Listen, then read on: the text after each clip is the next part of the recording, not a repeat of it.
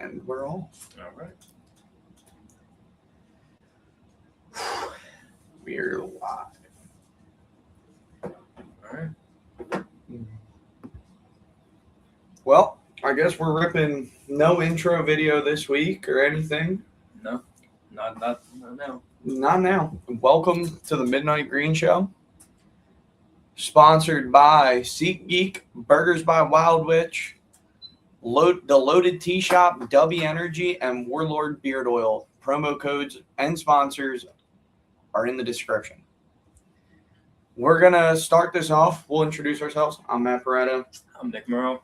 I am Old City's lead photographer for the Flyers and a lifelong Eagles fan, just like anyone else. Yeah. So let's start it out with our first section. Fire at the link.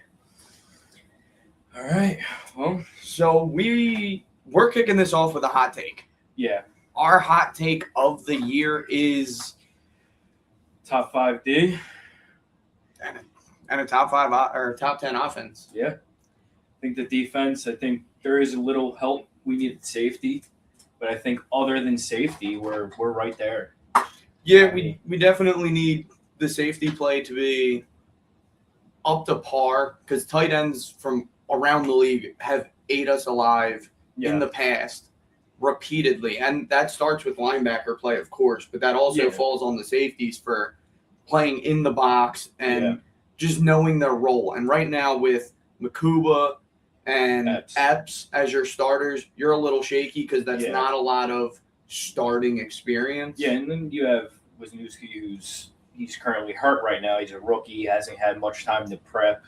So he could very much fill into that Reed Blankenship role. Yeah. I mean, where he's a taller and he's fast. What round did we draft him in? Was it 4th?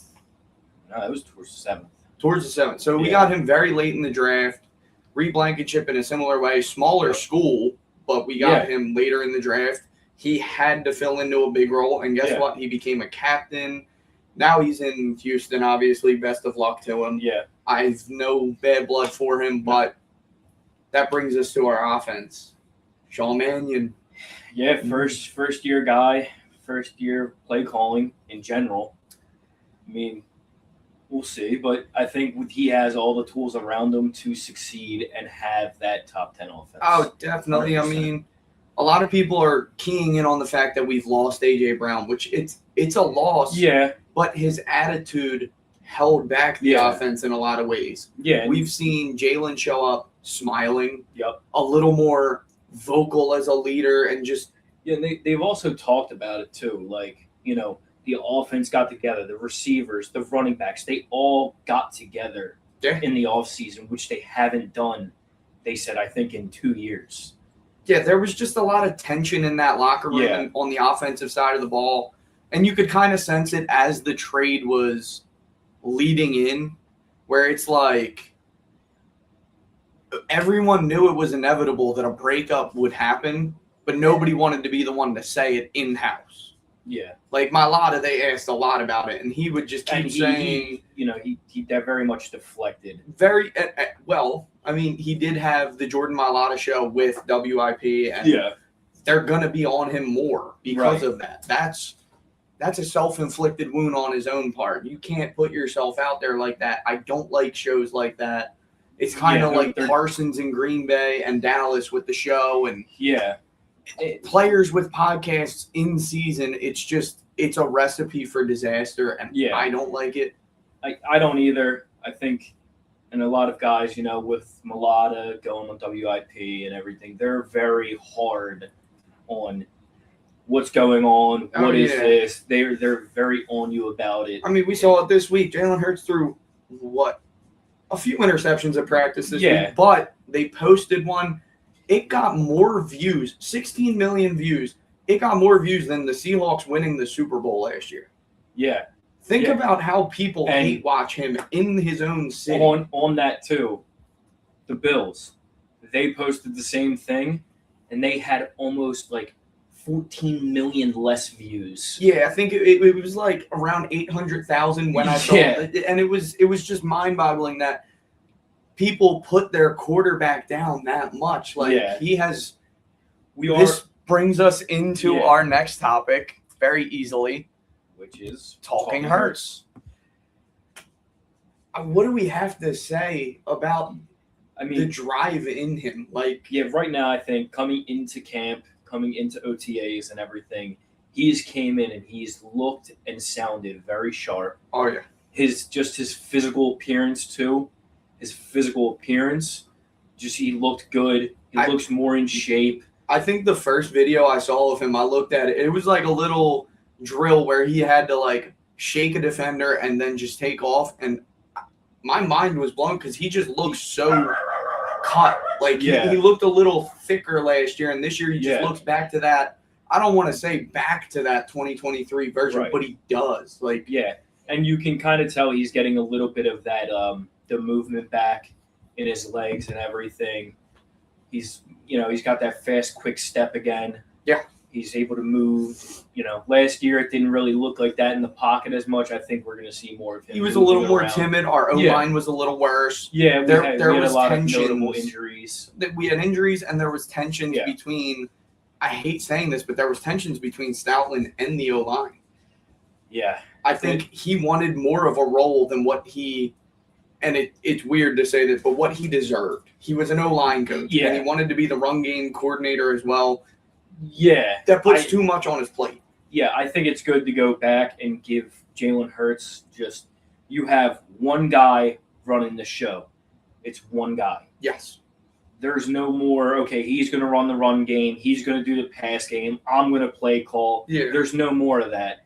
It's one guy, and that's all you're going to have to do. And our O-line coach, he's able to go on and coach the O-line and not have other things on his back. And I think that takes a lot of pressure off of Jalen, not worrying about what's going on. Very much so. Very much so. And I think I've heard a lot of good things about Jalen in the aspect of in camp just throwing across the middle. Yeah. He's doing it more. Now, it's not the biggest hit on him if he doesn't when the season comes. When the season comes, don't be overly apprehensive to see Jalen Hurts throw the ball across the middle right away and put the ball in risk. One of his best traits that people like to overlook is he doesn't throw across the middle, but he also doesn't turn the ball over very much. He keeps the ball out of harm's way a lot with throwing. It's a better thing to have. I'd rather have that trait in him, and this isn't a shot at Josh Allen, but I don't like how much a quarterback like that puts the ball in harm's way. Obviously, there's a lot of notable gambling quarterbacks. Yes. But a lot of those guys, they haven't won much. Yes. You go down the list, Mahomes has done what Mahomes has done. He is one of the top quarterbacks. But then you get to Lamar, who's got 2 MVPs. 1 playoff win, I believe. He doesn't have very much playoff. I don't want to say experience because he has lots of playoff experience, but he doesn't have very much playoff moxie. In the East. He doesn't play in the well. NFC East. Dak's another one. He throws the ball in harm's way a lot. Just to quote LaShawn McCoy, Dak is ass. Dak is ass. Yeah, you put him in a big game, Dak is ass. So it's you look around the league, and there's a ton of great quarterbacks right now. We're in a quarterback paradise in the NFL. Oh, yeah. And it puts Jalen Hurts in a spot where people want to just bash him and put him down, but he wins. But that's the other thing, too. I think the quarterback position has changed so much. Not every quarterback's a 4,000-yard passer. The game manager is in. The game manager is in and should be in. And I get it. He threw for, almost 3,600 yards? Just about. It was a little short of it, I believe. Yeah. But, that's the new style of football. You have game managers. They're going to run if they have the chance. They're going to protect the ball when they have the chance. If they don't see anything, it's either throw it away or go. Yeah, and look, if Jalen Hurts comes out this year, puts up 3,500 yards, if not more, 700 on the ground, 5 to 700, and he gives me 35 touchdowns, what do I have to complain about? Because he's only going to give you 5 turnovers. Yeah, everyone on the year. Yeah, everyone likes to talk about his throwing. Oh, he only threw 25 touchdowns. Yeah, but he ran for 10. Yeah, he puts up generational numbers, honestly, in the run game and a lot of people are going to go to because of the tush push. If you can't beat it, you have to be able to stop the play to complain about it. At the end of the day, for Jalen, that's 6 on the board. Exactly. If you can't stop it, what are you going to do? And look, people say it's not an exciting play. I've been to a couple bars during Eagles games. That tush push comes out and everybody's excited. Everybody like it's a fun time, and that gives us a good break to roll into training camp. Yep. It has been wild. Different. Yeah. I mean, AJ's gone, so it's been much more, from what I heard from Ian Rappaport, drama-free. A drama-free Philly is a scary Philly. There's definitely been 2 hiccups, 3 hiccups. Well, I mean, we'll get into that later on. We'll get into that because that's what camp is for. Yeah. But it is definitely less tension-based. Oh, 100%. There's no tension between one room and another room where it's the quarterback room and the receiver room or the D-end room and the secondary. It's everybody's kind of meshing together right now and learning to play together, and it's been good. But there have been guys. Right. There have been guys that have stood out, and there have been guys that came in with a name but haven't shown that name much at all. Yeah. Do we want to get into the names that are trending down or trending up first? I think we go trending up. Okay. So I think guys like, Wicks coming in first year, he's following Sean. I think he's been the most exciting in the receiver room. And Jalen Hurts has had a lot of good things to say about him. I think they have a great connection. How many times have we seen the Eagles social media post a video of them two? So many. They bounce off each other. Right. And he has size, speed. Yep. He's a very intangible driven receiver. Yeah. Like he's a 6'3" receiver that you don't find many of those. And he's pretty quick for 6'3". He is quick and he goes up. Yeah. The main video I remember of him in camp was the one where Jalen Hurts threw him a ball between 3 defenders and he went up with one hand and came down with both. And it was like, first of all, how did Jalen make that throw? Why did Jalen make that throw? Because that's not the best read. No. But at the same time, he put it in a spot where only he could get it, and he got it. So if he has that kind of trust in him, that is going to jump you levels. And then another guy in the receiver room, Darius Cooper. They seem to same thing. They have that. They're starting to get that connection, building that with each other. He excites me. He does. He's a second-year guy. It looks like Mike Quick's taking him under his wing, too. I've seen videos of them walking at camp together, like just having good conversations, really and he's soaking up the legend that Mike Quick is, because he is. He's an all-timer. Of course. You need those. And it's not only that. Like, he's not a tall receiver. No. But he has strong hands, as I've read and what I've seen. Yes. He's fighting through guys like Quignon, Reek. Like he's going up against top level guys that been here for a few years. He's only a second, third year guy. Yeah, which is out of what? Texas Christian? No, not TCU. It was Texas Abilene, or it was a very, very small school. Yeah, that he was in.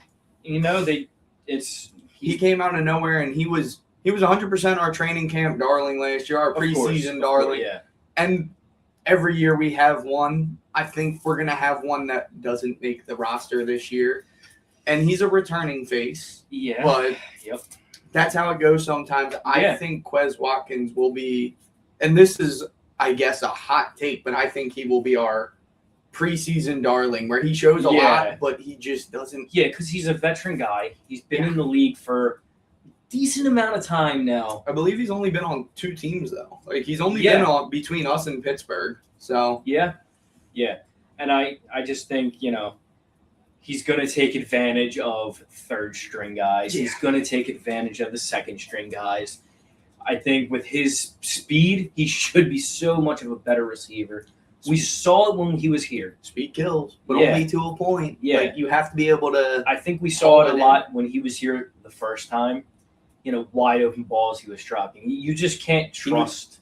He was fun. He was like, when he was here the first time, it was like a Greg Ward type of fun, where it's like, I like this guy. Now, Greg Ward was more reliable. Yeah. Much more Travis reliable. Fulgham. Travis Fulgham, we had the 1 year. The 2 weeks we had with him. One-hit wonder.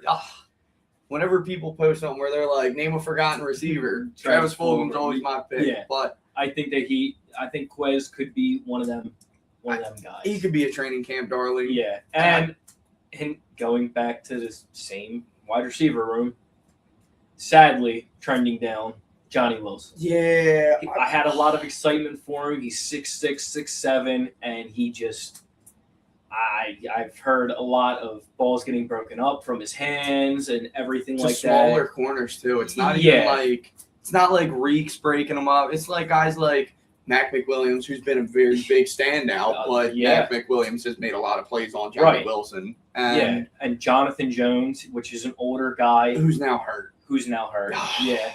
But it's killing us. Like those guys, like Johnny Wilson, should be able to go up against them guys. These guys are 6 foot. Yeah, it's not even 5'11". Yeah, you're 6 inches, 7 inches bigger than these guys. Like, you should be able to get up for jump balls on these guys every single time. Every time. And a lot of them were red zone. They were obviously trying to use him in the red zone, and it's red zone throws. These are fade balls. Yeah. And now I think we're starting to see the draft pick that he was in college.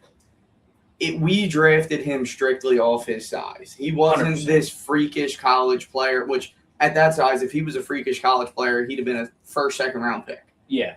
He wasn't this monstrous college player who put up crazy numbers or anything. He showed up and he was 6'8", and he had a couple good moments for us in the preseason, but then he got hurt. And then he came back this year and he's just not getting it done.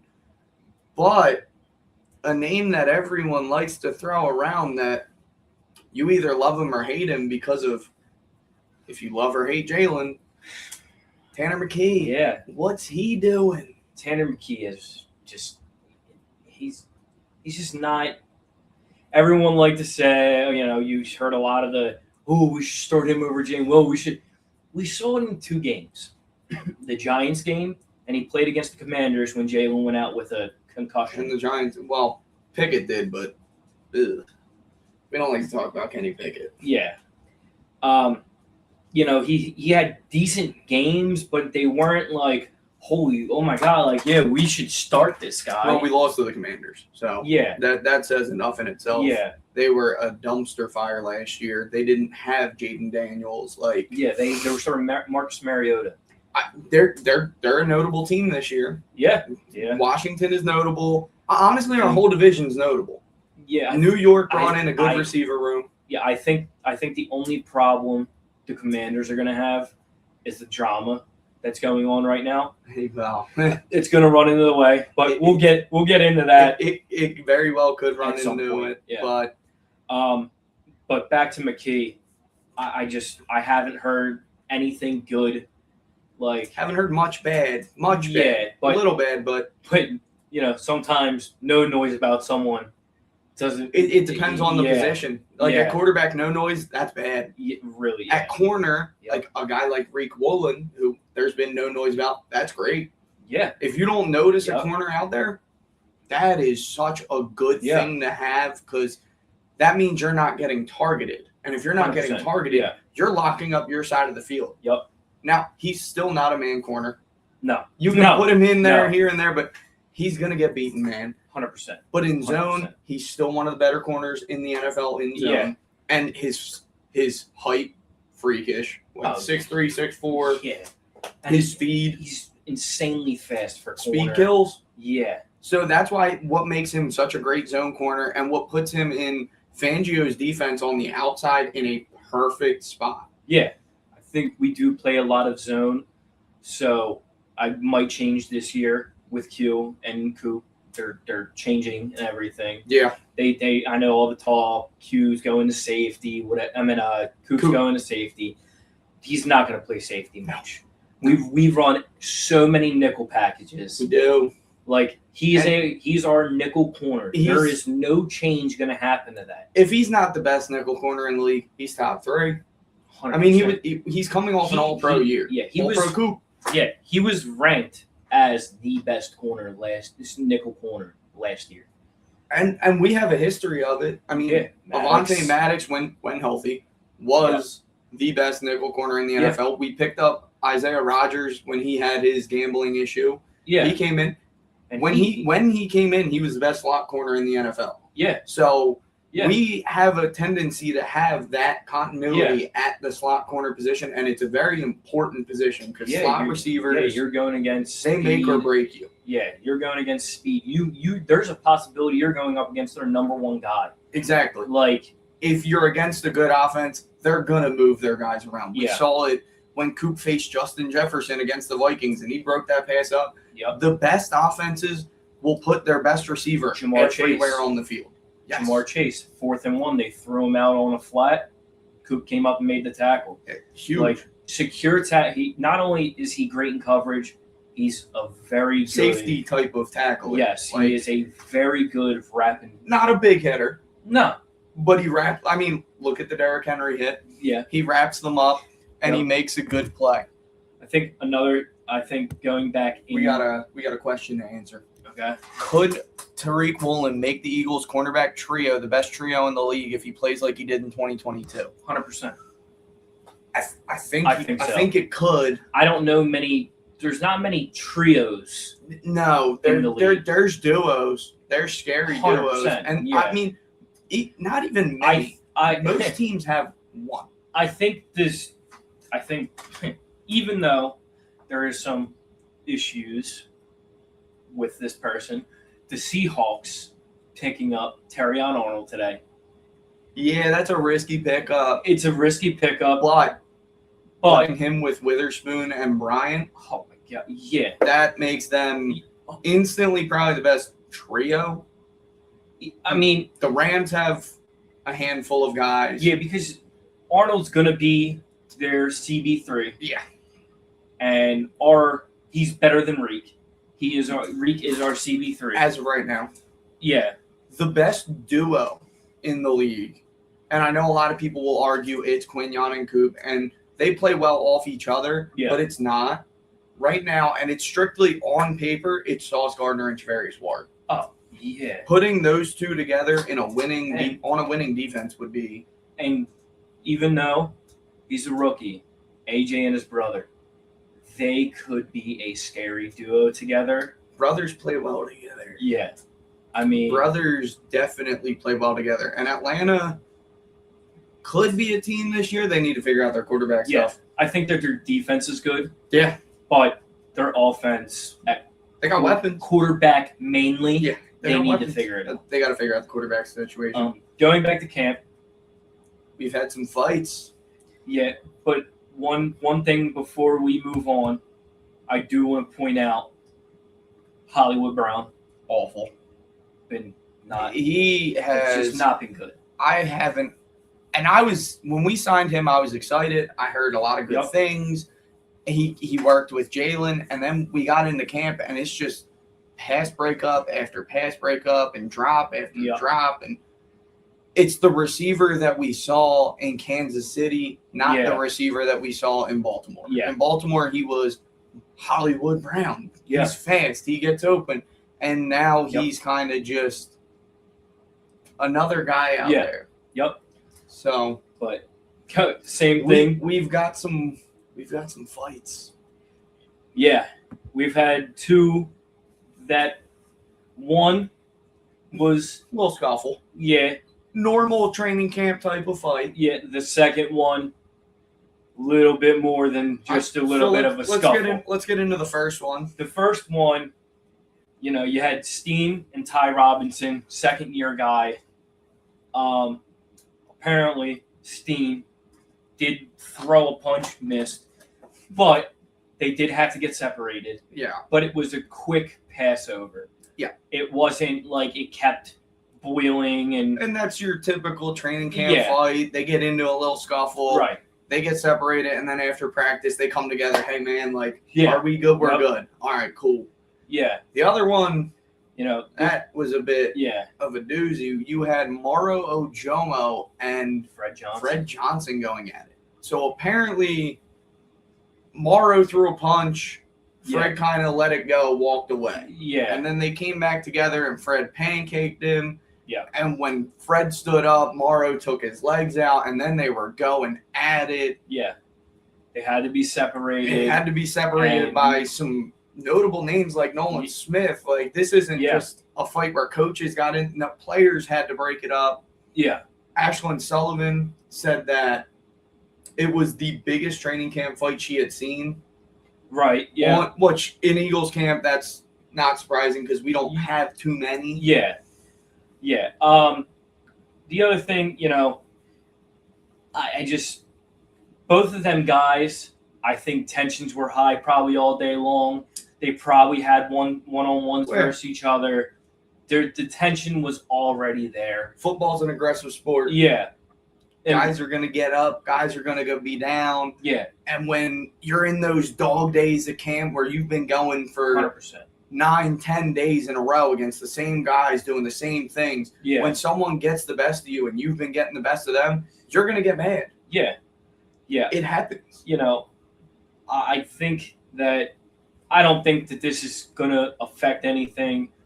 I think, with Fred, he went over. They pulled him aside with Mulata. Mm-hmm. Big Dom also had to get involved. Yeah. But I think that things smoothed out. Nothing from today. No. I didn't hear anything. This happened yesterday. Right. So if you were going to hear anything, you'd hear about it today. Right. Everybody would be all over it. Yeah. Now, the notable thing that it did do, it ended practice. So it was a bigger brawl, and you don't see that in Philly often. No. Now, I know at that point we were into the 11-on-11, so practice was in the end stages anyway. But they did say it did only end 10 minutes early. Yeah. So this was towards the very end. You're getting some good work, and then I'm sure they went into meetings. Everybody cooled them off and told them they had to come together, shake hands like men, and just move on because we're teammates and we have to move. Yeah. So that brings us into what I like to call fresh faces at the Jeff. Yep. Now, obviously, the main one that everybody is concerned about is Mekhi Lemon. Yeah. Your first-round pick, big-name receiver out of USC. He's going to be an over-the-middle target, so an injury, especially to the hamstring, is tough to see. Yeah, but a lot of it, I think that they were saying it's just a tweak. Like, it's not a long-lasting thing. It's a load management type of... Yeah. Like, and he at the... In-season... You can push through something like this. Yeah. Day 10 of training camp, they did say he came in at the end.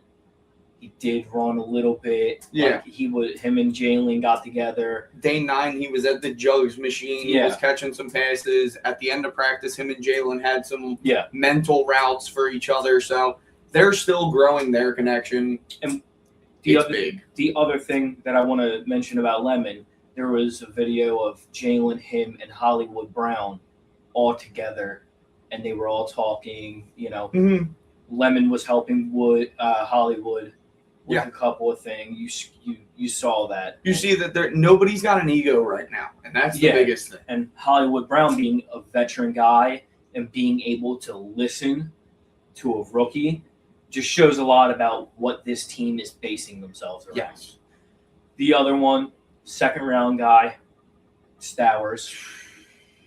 It's tough to get into it about him because everything around the league, every reporter around the league has been saying he has been, if not one of the most abysmal rookies in all of the NFL's camps. Yeah, and I kind of, when we drafted him, I was kind of iffy. It's a quarterback converting to tight end. I was weary. I was kind of iffy about it already, and hearing that guys are getting over him and everything, and we obviously have Brant Calcaterra,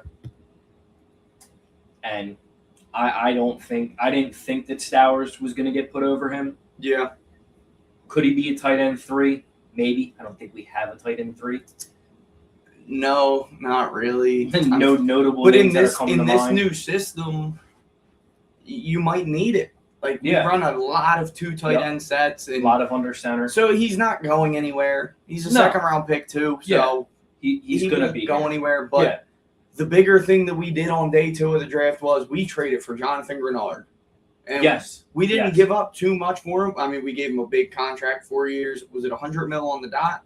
I believe so. I believe it was. So that's a big deal. Yeah. And he's a great edge rusher. Yeah, it just sucks he came up with a pec injury. And that happens. Now, it has not sounded like a big deal. No, it sounded like they didn't know right away. They were nervous that it was going to be torn. He was going to be done for the year. And now the last thing I heard from Fangio was a couple weeks. Yeah. And when you hear a couple weeks, everybody says, oh, no, he's going to be down for the first couple weeks of the season. A couple weeks from this point right now could literally just mean he's day one. Yeah, day one. He's there for the first game. Starting. And at edge rusher, that is meaningless. You don't need extra reps in camp. You don't need to learn how to rush. And he's a veteran guy. What do you got to do? Learn a couple stunts? Yeah. You learn that in the film room. Yeah. And the other thing with that is, like, obviously, we saw it with Nakobe.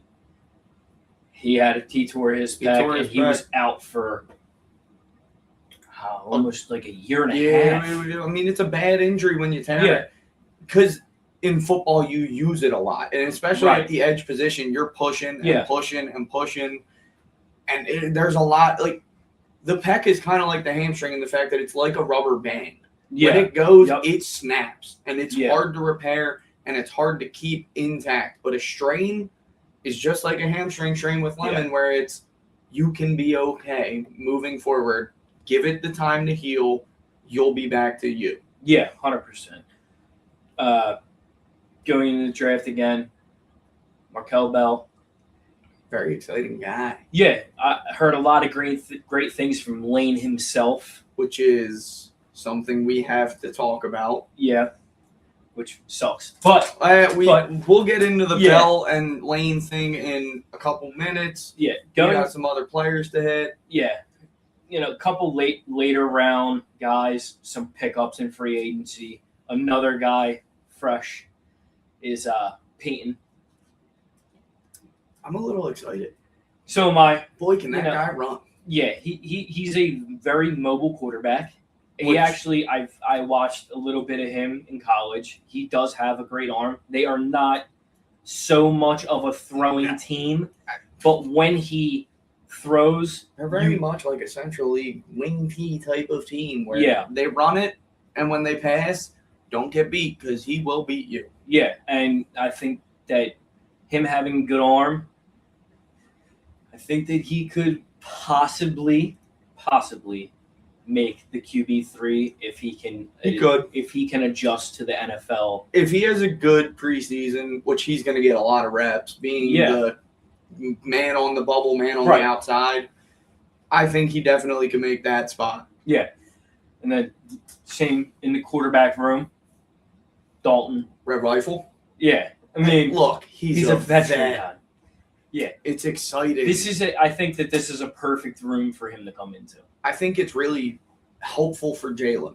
Yeah. You have a guy that you brought in who's not going to be ever talked about in the sense of, well, he should take Jalen's spot. Yeah. We don't have to have that, but we have a guy he's been in, I don't even know how many QB rooms. He's been in a lot. He's been in Carolina, Cincinnati. He is a traveler. Yeah, he is a true journeyman quarterback, and sometimes you really want one of the older journeyman quarterbacks to be in your room just to have that voice, have that knowledge. Yeah. Like Josh McCown, he was around when Jalen was coming up, and it seemed to have helped. So I'm pretty sure he's a coach now somewhere. Yeah. McCown, I think he's quarterback coaching. So I think it was the Vikings. It may be. I think it was the Vikings. That's a rough room. Weird room to be in. Yeah. Very different. Right now. Yeah. Shout out 9. Obviously, the other fresh guys is Wicks and Grenard, but we've got into them, and we are excited. Yeah. I will say, especially Wicks, with both of them. Very excited. Yeah. And that brings us into one of our sadder points. We have a life lane this may be the last ride, and it sounds like it is I for think Lane it's Johnson. 100% his last year. He wants to go out on his own terms. People have been talking about it for so long, and it's just been like, no. Yeah. Now it's just about that time. He's coming off an injury. If he can give you 14 games, he's done. Yeah, he said he still feels as if he can be a premier right tackle in the league. And I think he can be. Yeah. All his workout videos this offseason, my God. Working with Murphs and working with the tackle in Buffalo. Oh, Deion Dawkins. Like, he's working with the premier tackles in the league. And he's keeping up, if not passing them in the workouts. So we've seen a lot. We know who he is. He wants to mentor someone, and that's another reason why he hasn't gone out yet. Yeah. And he sees that in Markel Bell. Yeah. 6'8". Massive. He is an absolute unit. It's great. Yeah. And I think... So, I don't know if you saw the picture of Lane Johnson and Bell next to each other. He makes him look small. What? I've never seen Lane Johnson look like a small guy in my life. Yeah. StreamYard clip this. So, one thing I want to say about Markel Bell is he's coming off a national championship appearance. And a lot of people had question marks about his pass blocking, his run blocking. Is he just sized? Well, he showed it against Indiana because they put up a great fight, and not many teams put up a great fight this year. No. If you can put up a great game in the national championship and then go on to get the praise that you have from one of the greatest right tackles in NFL history, you are on a path to becoming, at the very least, a high-level starter. Yeah. You don't have to fill his shoes. No. Nobody's gonna. No. You just have to come in and be yourself. Lane Johnson, his rookie year was rough. He let up, I think it was like 8 or 10 sacks. I think it was 10. And then going on for 12 more years. He's allowed 10. He's allowed 10. It's going to be. Man, think about that career. 20 sacks. Yeah. In an entire career. And 10 in your rookie season. See the goat? At right tackle? It's tough. I'd really have to look at it. I'd have to run some numbers. I would. As of right now, I don't want to. I think we touch on that next week. Yeah. I think we touch on that next week. We'll run the numbers. Yeah. I believe he's in there. I think Lane wanting to, he wants to mentor a guy who he knows who can come in and just go out, ride into the sunset, which sucks to say. Because the Eagle mentality. Though. Yeah, I mean, guess who's lived at training camp this offseason? Jason Kelsey. Not in a coaching role, unless they have him in some secret coaching role. They don't have him. He's a camp coach. Yeah, he's a camp coach. He's pretty much, as our show was called, camp counselor. Yeah, and I saw the video of Jason Kelsey playing right tackle against Lane Johnson. The weirdest thing I've ever looked at in my life. It's weird. I love that he's there, though. Yeah. He's mentoring young guys. I saw him working one-on-one with Kendall. And that's one more guy that we forgot to touch on. But going back to the Jason Kelsey thing, guys like 5'11" Willie Lampkin. God, you love guys like that. Completely forgot to talk about him. But we did miss on that in camp counseling. But the biggest thing with Willie Lampkin. We have a lot of mentors there. Oh, yes. So many mentors. So many guys that can advance the game.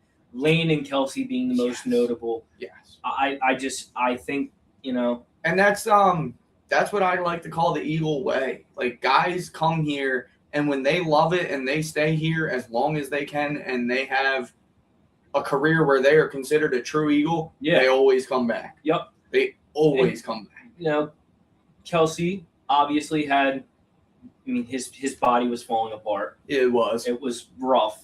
And he still had a great last year. Yeah. And Lane, I don't think he's fully falling apart, but he doesn't want to get to the point where it's he doesn't want to be to that. My knee, my back, my arm. He wants to ride off into the sunset on his own terms. And I hope he does. I hope he does too. 2 rings. I don't 20 sacks allowed. If he really feels as if this is his complete final year, I don't want him to feel like he has to come back because. No, I'll tell you what, them other tackles in the league, they better start dialing up that phone, get them jersey swaps while they can, because he is going to be long gone. Yeah. So that brings us into another kind of sad topic, but early cut watch. And it could possibly be hot takes, but let's start with the hottest one. Who is gone? I personally think there's two that it could be up in the air. Mm-hmm. They could still be here, but I think Ringo and Shipley.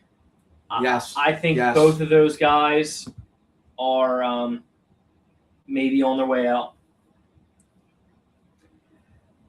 Ringo, I personally thought should have moved to safety. Probably his second year. I think we held on to him. I think too long. Yeah, it's at this point it's his fourth year. You're not going to be able to move a guy to safety right now. I mean, you can, but you're also not a Jalen Ramsey who can just move there and provide. Jalen Ramsey came into the league. Yeah. He was a high round pick, one of the best corners in the league right away. Yeah. Got traded for a haul. Yeah. I mean, the Jags made out like bandits in that deal, but guess what? He went on and won a Super Bowl with the Rams, so maybe they didn't. Like Ringo, I feel I said it second year. I've been saying it for a long time. I think that he should have moved to safety. Move it or lose it. Yeah. You move to safety or you lose your spot on this team, and I think it's time to it's time to lose it. The only reason I think that he might still stay is just because of the loss of Jonathan Jones. Maybe. Because, Mac McWilliams, so far. Stud. Yeah. So far. But we did also lose Tariq Castro-Fields. That is true, too. Another tough loss for depth. He's never going to crack the starting line. No. But he's a depth guy. Yeah.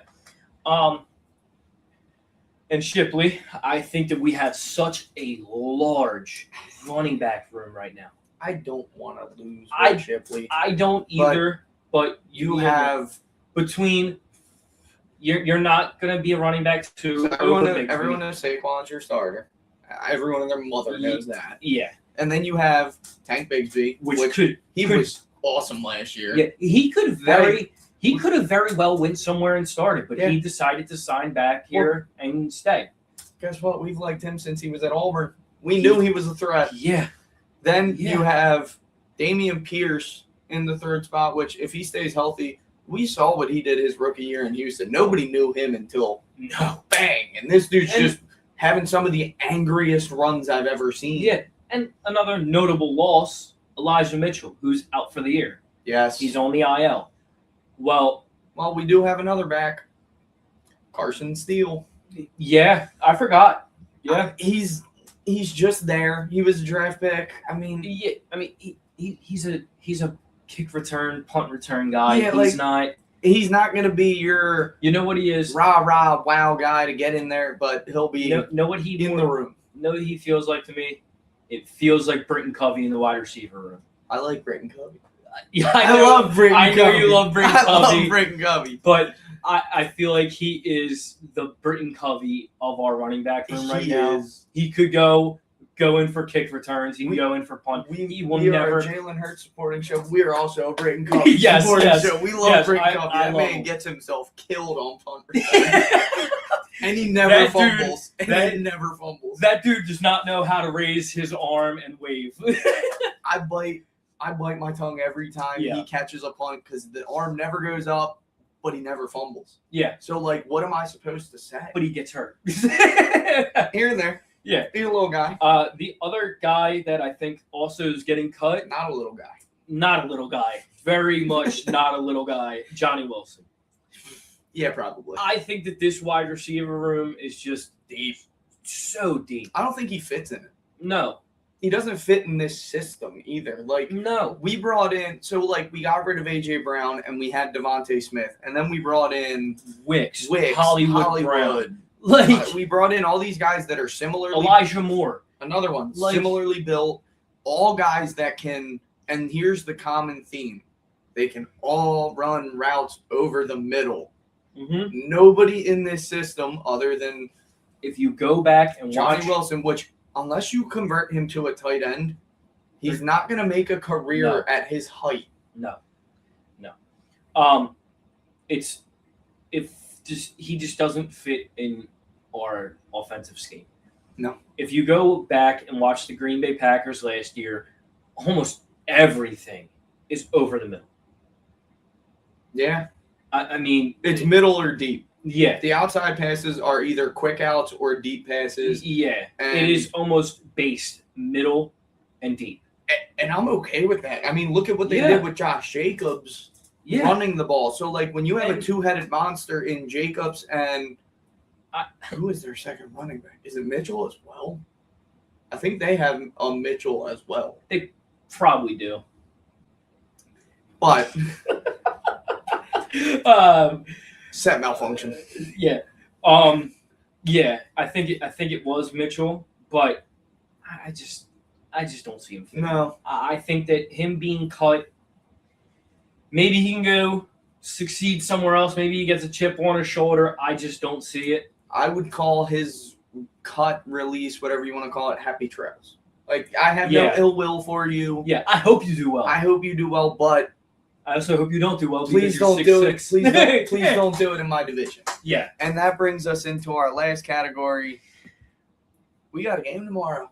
Yeah, we do. The Eagles are back tomorrow. Yeah. Now, there have been some great preseason performances already. The Steelers, Will Howard, and Drew Allard. Yeah. Well, as a Penn State fan, Drew Allard got me excited. Yeah. I mean, 10 for 13, 156 yards. What was James Franklin doing? I don't. Nobody knows. Nobody. But we're not here for college. No, we're not. But we're here for the Birds, and we got the Ravens tomorrow. Yeah. I want to jump into roster. I think every starter should sit. Every starter, in I think my and your opinion, should sit until the third game.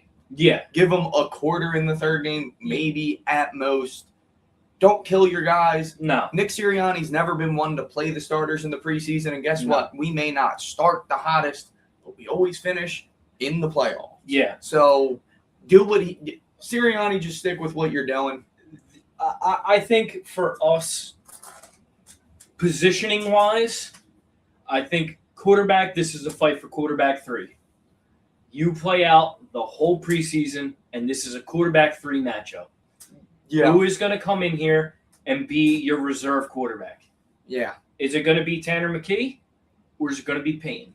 And if McKee lights it up, do we give him the spot over Dalton? There's a possibility, but you'd also don't want to, I don't think you want to lose Andy Dalton to a reserve spot. No. Nobody I agree, but it's a conversation. It is. We've seen McKee at the highest of heights and the lowest of heights. Yeah. So, and he hasn't had a great camp. No. Neither is Payton. He fumbled a snap the other day. Yeah. And when that's the only note that anybody has on you, that's a bad day. Yeah. So, that's about it for the quarterback position. You want to see McKee. You want to see Payton. Yeah, I know. We don't really got to get into depth on that because it's quite obvious. Jalen Hurts and Andy Dalton don't need to play. It's not their speed. No, there's no point. They're not going to – they need to play in the joint practices. Yeah. That's when they need to get their reps. Yeah. Which, next week, A.J. Brown. Yeah. Even though he's sweeping it under the rug, I still love Philly. If that's your mentality, that's your mentality. Keep arguing with Drake May. He's going to need 10-plus touches. Did you see all them videos? I did see those videos. That's hilarious. It's so funny. The way he looked at him was hilarious. Well, and I mean, not to touch on New England too much, but why are you fighting with your number one corner in the first week? Like, I know you're getting locked up, but you just came off of camps facing Quinyon Mitchell on a consistent basis. Oh, I broke down Sauce Gardner. Yeah. Oh, my God, dude. 8-yard stop route. Yeah. I played receiver. I was never at the highest level, but I know an 8-yard stop route you should be able to get open on. And I was a small receiver. Yeah. With his muscle, yeah, you better be able to get open. Yeah. So let's move into the running back position. Who do we want to see? No Bixby. No, Bixby, please, God, no. He's already proved that he is the running back 2 for this unit. Yes. That's it. That is it. I want to see Pierce. If he's healthy. Well, yeah, if he's healthy. If he's not, we've seen it out of him, so we have enough game film to go off of. Steele's obviously going to play. He better. And Shipley.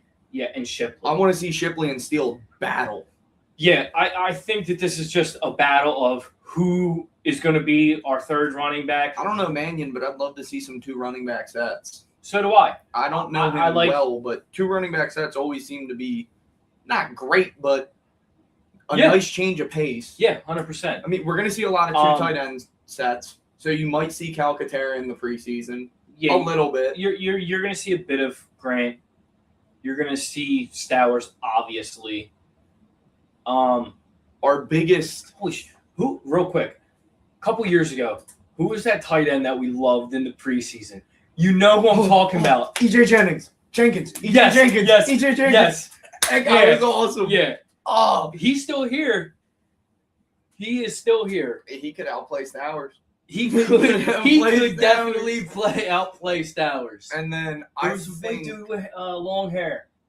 I don't remember that. We'll set on that next week. Yeah, we'll figure that out. Because Jock my memory, I got it. I think our biggest thing for this preseason game tomorrow that we talked about was we want Willie Lampkin to get 1 half and Drew Kendall to get another half. Yeah, these 2 are in a battle, and they're both doing great. Yeah, I heard Kendall really has not lost against anyone on one-on-ones. Yeah. So he's a big boy. He is. He's got power. But Willie Lampkin's first day in Philly called out Jalen Carter, and he put up a fight. And when Jalen Carter respects you, the whole D-line respects you. Yeah.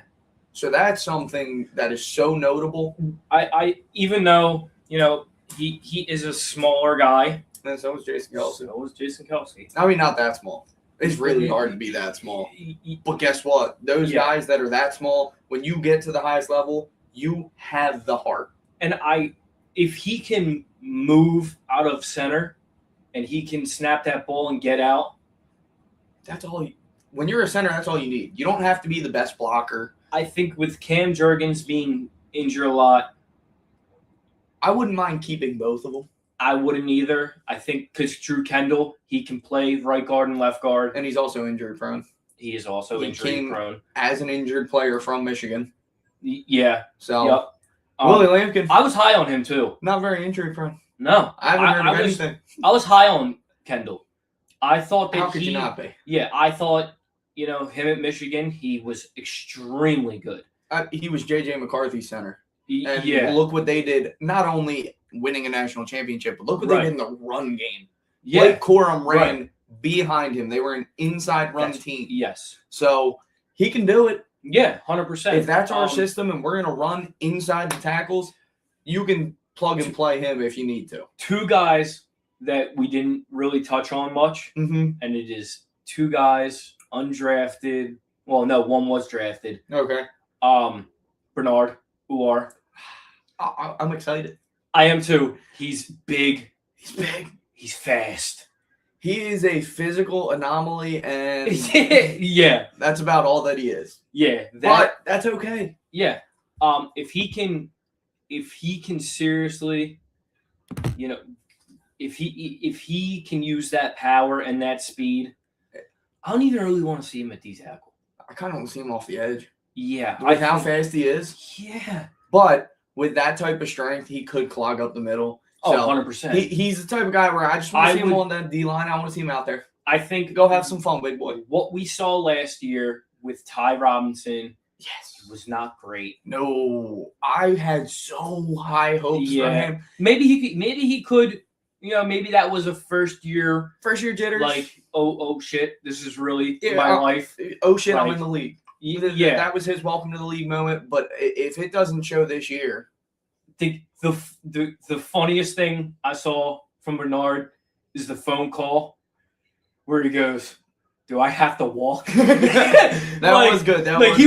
he was fully ready to get the step in. Yeah, he was like, ready to walk. And look, and, if you're ready to walk, that means you're ready to die for this shit. Yeah. And you're on the team. Well, he's also a guy who he's a mulata.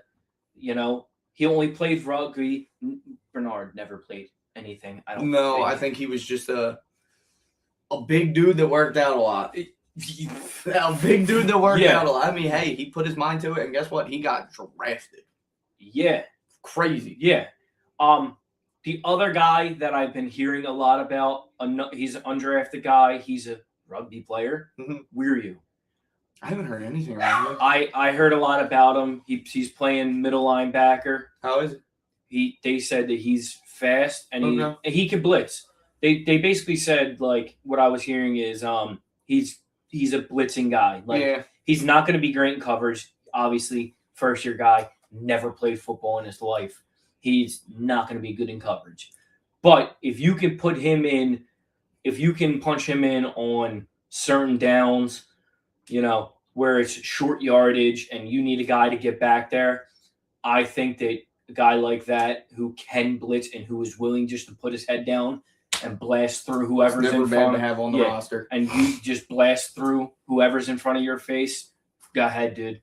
I just want to end the game preview with talk of one player that we didn't even touch on, but he has been talked about a good amount in the secondary, Michael Carter. We picked him up last year, and nobody talked about him at all. Yeah. And then training camp hit this year, and he's just been lighting it up. We didn't see him. Well, we saw him, I think, once, and then I think that was it. He might have got hurt. He might have got hurt. It might have been like one of those swept under the rug injuries where, like, he's on the injury report, but you're late in the season and you don't really care. And 100%. He was a good player in New York. And they said he's playing safety. I wouldn't mind seeing him in the box at safety. Being a box coverage guy in nickel. I would much rather. I love Marcus Epps. I think that he's a special teams guy. Yeah, he's a special teams guy. It went from, who's Epps? Years ago, yeah. Yeah, and then he came up and he banged somebody, and I was like, whoa! Yeah, he came in, he made that hit, and then he started making plays, and then the Raiders picked him up, and he did nothing. And then we brought him back, and he was productive last year. He was helpful, and I'm very thankful that he was here. I'd rather him here than anywhere else. He's a secure tackler. Yeah. He's a secure tackler. He is not a coverage guy. We have so much trouble with the safety position in coverage. Yeah. Andrew Makuba, listen. He's a great hybrid safety, but he needs to stay healthy. We saw him for 3 games, and he had a really good interception, but then the next – I think it was the next drive, he over-pursued, he jumped up, completely whiffed, and let up a touchdown. That's what you get with young guys. And I mean, look. And then he got injured. Yeah. He's coming off a bad injury. Take everything we say with a grain of salt because it's training camp and we're not there. Everything that we know about camp and everything that's going on is what we're reading. Yeah. And that's why when people post stuff like Jalen Hurts' training camp stats, don't read into that stuff. Don't read into any of that. I feel like every year there's a lot of noise. Jalen Hurts threw this many interceptions in camp. Okay, well, he threw 6 last year. Yeah, he keeps the main thing the main thing. He does. He doesn't really care what happens in camp. Training camp is meant to take risks. You make the throws that you aren't supposed to throw. Like, a lot of people, they talk about the interceptions. They talk about all this stuff. Hey, we're back to talking about Hurts, so we might as well. I think that people really, really try to dive in and dig deep on the negatives, and I don't think that with this team, if you're an Eagles fan and you keep digging deep on the negatives, you're going to only think about negative things. Yeah, you're going to look at every single problem, and you're going to hate every single thing that you see. Exactly. You're never going to sift through the issues and look at the positives because you're only looking for negatives.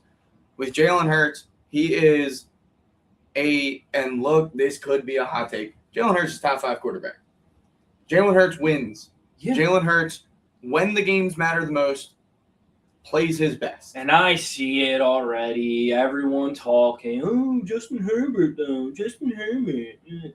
Oh, my God. StreamYard clip this. Jalen Hurts is a top 5 quarterback, and I put him over Justin Herbert, Dak Prescott, Trevor Lawrence. Yeah. You want to keep the list going? Like, why do we Jared Goff. Well, I put him over Jared Goff because guess what? He wins. that is true.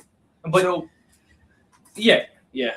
Like, Okay. that's I see the that. thing. I see it. Okay. When Jalen goes out there and wins games, and he wins the games that matter the most. And you know what? The most notable guy, Caleb Williams. I don't know why he's in the top 10 right now. Let's stop with this. Caleb Williams this, Caleb Williams that. I Caleb don't Williams care. has one of the bottom 5 lowest percentages of completed passes in the NFL. Yeah. Oh, you can. And he's the Madden cover. Well, what is the Madden cover it's becoming?